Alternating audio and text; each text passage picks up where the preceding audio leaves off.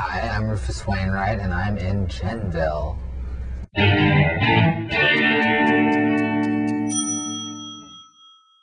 So the first question is always, do you cook? No. You don't cook? At all, no. I have a horrible sense of timing, I think. Oh, really? Is the main thing. And living in New York City. Yeah, living in New York City is not attuned to cooking for me, because I have a very small apartment. Well, for anybody. I mean, between the small apartments and just like food everywhere you look. Yeah. It's no, just like it's not. I can't imagine cooking there. And also, I mean, I grew up.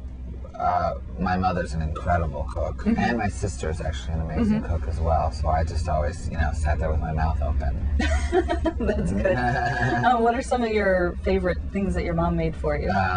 Well, she seems to make a lot of Russian food. Actually, she's not Russian at all, but there's the borsht that she makes, and then she also makes blinis.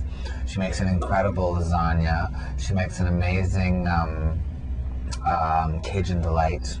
Cajun which delight. Is really good. Is it Russian Cajun delight? Yeah, with vodka in it.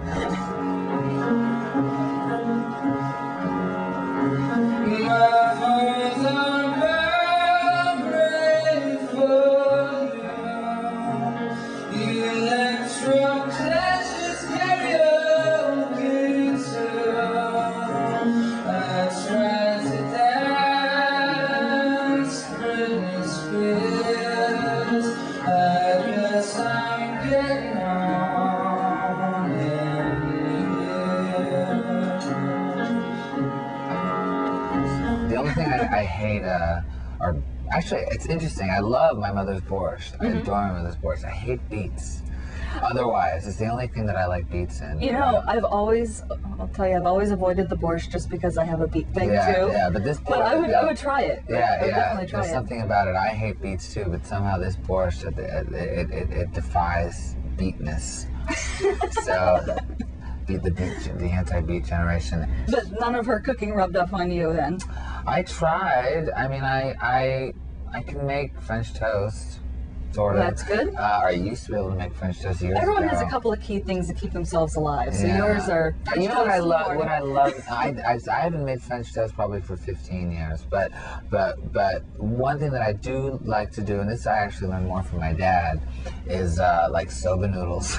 Boiling up soba noodles with sesame sauce and sesame oil and tomato and soy sauce and tofu and just a real macrobiotic. My dad was macrobiotic for like 20 years, and so I kind of had a lot of that food when I would visit him in New York. So I try to do some of that. That sounds good. A little bit of that, and that's pretty easy.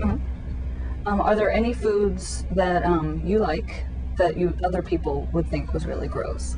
Well, I love like head cheese. Do you really? Yeah. My mom makes head cheese Oh, too. really? My mom makes head cheese. She's made it, and it was delicious, amazing, love it. Tell me what goes into that. Just the pig of the head. The head of a pig. Sorry, the pig of the head. The head of a pig. Yeah. Just the sockets and the snout. The sockets and the snout. Not the teeth. That's lovely. But it's all mushed in together, and with the gelatin. Oh, the gelatin, hold it together. That's old school. Delicious, very well. There's great stories about it because what happened is that my great grandfather, I guess my mother's grandfather, he was the patriarch of this very big French Canadian family. Like my grandmother was one of 17 children. Oh my gosh. And then in the 50s, he was quite old, and he would go from like household to household of his children with a pig's head and try to make head cheese on the weekend. And and all these like 50s, people would be like, the kids of his who were like, get out of here with your pig, we have our Spam and our, that's freaking us out, and my grandmother was the only one who would let him in with the pig head, and so then he would do his thing, and she'd be like, okay, but my mother in turn kind of picked it up from him, so. Well, I guess on that note, Rufus, thank you very much for being in Genville. No problem. I'll maybe I'll come back. Please do. I'm hungry enough.